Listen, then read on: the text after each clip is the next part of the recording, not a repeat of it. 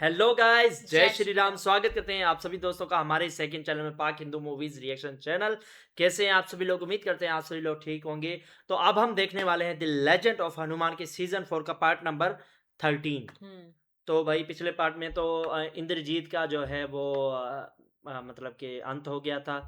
वो अब इस दुनिया में नहीं रहे और वाकई में इंद्रजीत एक ऐसा व्यक्ति था, मतलब कि दुश्मन से हट के जो वाक़ई में शूरवीर था। हुँ। और उसका दुःख जो है मुझे भी दुःख बहुत था। मुझे भी था और श्री राम जी को भी था, सबको लक्ष्मण जी था, को भी था, सबको था। हनुमान जी को भी था, हुँ, सबको था। और उसके मतलब कि अ, उसके वध के कारण जो है युद्ध वहीं समाप्त कर दिया था, उसके सम्मान में हुँ, श्री राम जी ने। जी। तो आगे हम देखते हैं कि आगे जो है अब रावण किसको भेजता है, क्योंकि उसके पास जो है योद्धा जो है वो अब सारे तो चले गए, हुँ, कुंभकर्ण भी मारा गया और अपने सभी तमाम राक्षस भी उससे मारे गए और इंद्रजीत उसका बेटा सबसे बड़ा हुँ। योद्धा वो मारा गया। अब वो खुद जाता है या ही रावण को भेजता है, देखेंगे अगले पार्ट में। तो बने रहे हमारे साथ इस पूरे पार्ट के एंड तक। लेट्स गो जी। लंका का चिराग आज बुझ गया, पर उसकी चिता की अग्नि में हम सब आजीवन जलेंगे। बिल्कुल। मेरे इंद्रजीत की मृत्यु पर देवता भी आंसू बहा रहे हैं, मगर हर्ष की उनका एक सबसे बड़ा शत्रु जो नहीं रहा, मेरा पुत्र नहीं रहा। पहली बार जीवन में अमरता एक अभिशाप लग रही है। अपने सामने अपने पुत्र का क्रियाकर्म होते देखना अभिशाप नहीं तो और क्या है। बिल्कुल। जिसने ये देख लिया उसमें कुछ और देखने की इच्छा नहीं बच जाती, बचती है तो बस प्रतिशोध की ज्वाला। लाल बदन जैसे अगन है।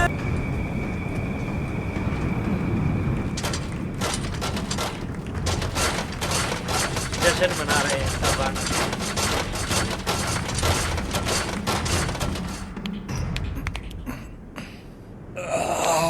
आज के युद्ध ने तो कमर ही तोड़ दी। वो तो आपके भाई ने संभाल लिया, नहीं तो वानर सेना को इस विजय की आवश्यकता थी। पर आपने ही कहा था ना, हर विजय के बाद युद्ध और जटिल होगा। हां, रावण ने आज अपना पुत्र खोया है। उसका क्रोध प्रतिशोध का भयानक रूप लेगा। लक्ष्मण कहाँ है? शिविर में। आज का दिन हम सबके लिए बहुत भारी था। आपको विश्राम करना चाहिए श्री राम। आपकी नींद की रखवाली मैं करूंगा। कहा था ना मैंने, अब से राम द्वारे का मैं रखवाला। क्या बात है। शुभ रात्रि मित्र।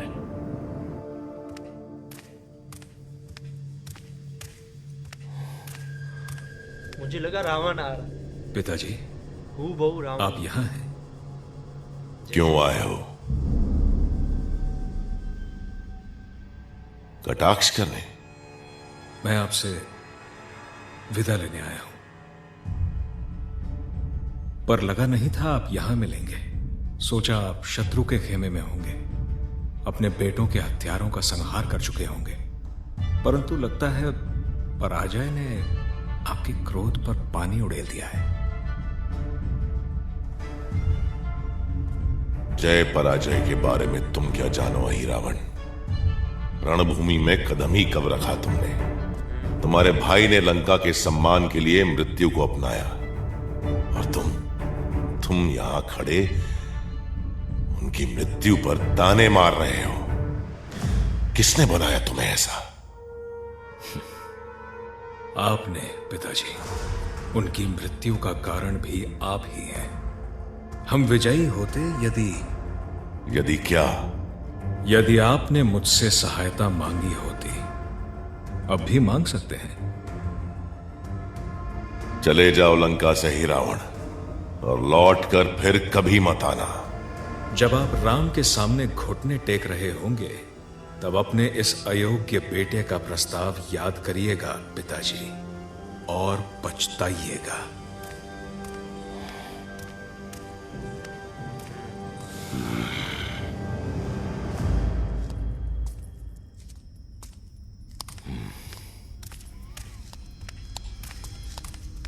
पिताजी से विदा लेने आया था। तुम जा रहे हो? एक अंतिम काम बाकी है, उसके बाद हम दोबारा कभी नहीं मिलेंगे बुआ। मेरा सुझाव है कि आप भी यहां से चली जाएं। लंका अब एक शमशान है और शमशान में घर नहीं बसते। ये पाठ मैंने उसी दिन सीख लिया था जब वासना और प्रतिशोध ने मेरी बुद्धि भ्रष्ट कर दी थी। अब अपने भाई को भी उसी ओर जाते हुए देख रही हूं तो क्या आप कितना भी समझा लें उन्हें, पिताजी को नहीं बचा पाएंगी। मैं केवल अपने आप को बचाना चाह रही हूं और तुम्हें भी यही करना चाहिए भतीजे। जानती हूं मैं तुम्हें, देख सकती हूं तुम्हारी आंखों में कि कुछ ऐसा करने जा रहे हो जो नहीं करना चाहिए। संसार जीतने के लालच में पहले ही तुम अपना घर परिवार सब खो चुके हो। अब इस खालीपन को अंधकार से मत भरो। जिसके पास खोने के लिए कुछ नहीं होता वही संसार जीत पाता है बुआ।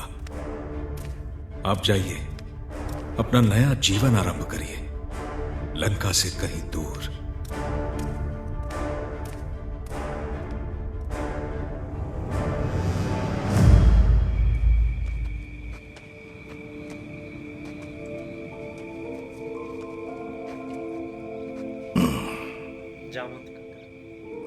चेहरे पर यह चिंता काका, क्या आपको संदेह है कि आज रात हम पर आक्रमण होगा? लंका ने आज अपना युवराज खोया है। अब भाई कोई रावण तो छोटा मोटा आक्रमण नहीं होगा। अब साक्षात रावण आएगा। सोते शेर को जगा दिया है हमने। आने दीजिए उसे। समय आने पर रावण का सर काटने से नहीं चूकूंगा। कौन सा सर हनुमान? यूं ही दशानन नहीं कहते उसे। रावण की शक्तियों का भेद जानना है तो समझना पड़ेगा उसके 10 सर, जिनमें से अब तक तुम्हारा सामना केवल एक से हुआ है, अहंकार से। इसी अहंकार के कारण रावण अपने आप को संसार में सर्वश्रेष्ठ मानता है, देवताओं से भी। पर अब रावण के बाकी सर भी इस युद्ध में उतरेंगे। आपस में संतुलन बनाते, एक दूसरे की शक्ति बढ़ाते उसके 10 महाअस्त्र। रावण का दूसरा सर है काम, उसकी वासना का स्रोत। राजकुमारी सीता को पाने के लिए लंका तक को दांव पर लगा देना इसी सर की करनी है। और रावण की अपने लक्ष्य के प्रति यह सनक तब और बढ़ जाती है जब काम को मिलता है साथ उसके तीसरे सर, लोभ। लोभ, लालच, धन, वैभव, राज्य का, तीनों लोगों पर विजय का। और लोभ को उकसाता है उसका चौथा सर, क्रोध, रावण की राक्षसी प्रवृत्ति का चेहरा। जब रावण क्रोध के बस में होता है तो वो किसी के बस का नहीं होता। 5वां सर है मद। रावण मर जाएगा पर उसका मद उसे यह कभी नहीं मानने देगा कि वो दोषी है। और यही अभिमान उसके छठे सर मत्सर्य की आग को हवा देता है, उसमें ईर्ष्या का संचार करता है। अपने आप को सर्वश्रेष्ठ मानने वाले रावण ने अपने सामने जब राम जैसा पौरुष देखा, सीता का उस मर्यादा पुरुषोत्तम के लिए अटूट प्रेम देखा, तो इसी ईर्ष्या से भर उठा। 7वां सर है मोह। मैं ही सत्य हूं, मेरा युद्ध धर्म युद्ध है, यही भ्रम बनाए रखने का काम है मोह का। पर रावण केवल इन 7 अवगुणों से बना होता तो बहुत पहले अपना वर्चस्व खो बैठता। इन 7 सरों को संभाले रखा है उसके अंतिम 3 शीश ने। और यही 3 वो कारण है कि रावण आज भी रावण है। 8वां सर है बुद्धि। रावण को संसार के सबसे प्रचंड विद्वानों में से एक बनाता है। वेद पुराण कला में ही नहीं, वो युद्ध नीति और राजनीति में भी निपुण है। यदि ज्ञान को ही सच्ची शक्ति माना जाए तो रावण से शक्तिशाली इस संसार में कोई नहीं। पर ज्ञान की इस तलवार को उसकी धूर्तता देती है धार, और इस धूर्तता का बीज है उसका नवासा मानस। रावण की चतुरता उसकी सूझबूझ का मूल, जो उसे उसके शत्रुओं से सदा 2 कदम आगे रखता है। ये 9 शीश हैं महाबलशाली, पर झुकते हैं ये रावण के 10वें और सबसे शक्तिशाली सर चित्त के सामने। रावण के आत्मबल, रग रग में बहती ऊर्जा, कभी न पराजित होने और कभी न टूटने की शक्ति का आधार है ये चित्त। तो जी ये था आज के हमारे यार पार्ट नंबर मतलब के 13। अच्छा, रावण के जो चौथे 10 सीजन सिर के है उनके बारे में जो है वो सारी डिटेल से काका बताया। जी जो है, काका जो है जामवंत वो काका हाँ, वो हनुमान जी को बता रहे हैं। पर मुझे ये भरोसा नहीं कि ये ये ना हो, अही रावण ना हो, क्या पता, कहीं अही रावण ना हो ये क्या पता। लेकिन जो डिटेल मतलब कि बता रहा है, लग तो ऐसे ही रहा है कि जामवंत काका ही हो। पर अही रावण ऐसा भी तो हो सकता है कि अही रावण डराने आया हो, क्या पता। लेकिन अच्छा, हनुमान रावण जी ने कहा डरने था वाले कि काम। अगर तुम मेरी मतलब सहायता चाहो तो मैं कर सकता हूँ, पर हाँ, रावण ने को- कहा कि नहीं, तुम लंका छोड़ के चले जाओ। हम्म रावण उससे पता नहीं क्यों इतना मतलब कि घृणा करता है, हाँ। नफरत भी नहीं, घृणा करता है उससे। हम्म। तो अच्छा, ये शूरपंखा ने भी उसको समझाने की कोशिश की है अही रावण को हम्म। कि मैं भैया को समझाऊंगी, पर अही रावण भी सही कह रहा है कि वो नहीं समझेंगे आपकी बात। आप यहाँ से आप भी चले जाओ, लंका सिर्फ एक शमशान है, शमशान के सिवा कुछ भी नहीं है। हम्म और वाकई में जो है अब उसका बेटा नहीं रहा, तो वो वाकई में भयानक, जितना था उससे डबल भयानक हो गया होगा, क्योंकि उसकी प्रतिशोध की ज्वाला जो है उस मतलब कि उसके बेटे के मरने से और भी ज़्यादा भड़क जाएगी। हाँ। तो जामवंत काका उन्हें सभी 10 सिरों का मतलब कि वो बता रहे हैं, एक एक का डिटेल बता रहे हैं कि एक सिर दूसरे सिर का मतलब कि शक्ति बन रहा है, इसी वजह से उसके 10 सिर जो है शक्तिशाली हैं। बिल्कुल। तो भाई बहुत ही कमाल का था ये पार्ट, हमें तो बहुत ही पसंद आया।